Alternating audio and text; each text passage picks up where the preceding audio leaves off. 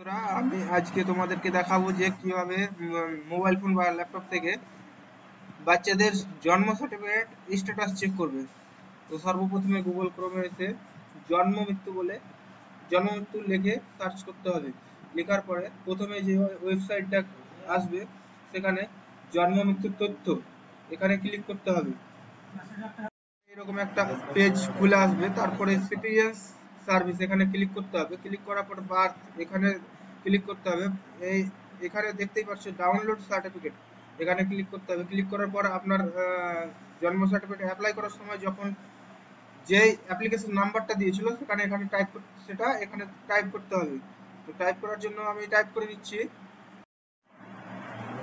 আমি একজনের জন্ম সার্টিফিকেট অ্যাপ্লিকেশন নাম্বারটা লিখে নিয়েছি, তারপরে সার্চ অপশনে ক্লিক করব। সার্চ অপশনে ক্লিক করলে দেখতে পাওয়া যাবে এখানে বলছে অ্যাপ্লিকেশন আন্ডার প্রসেস, মানে এই জন্ম সার্টিফিকেটটা এখনো পর্যন্ত হয়নি। আমি আরেকটা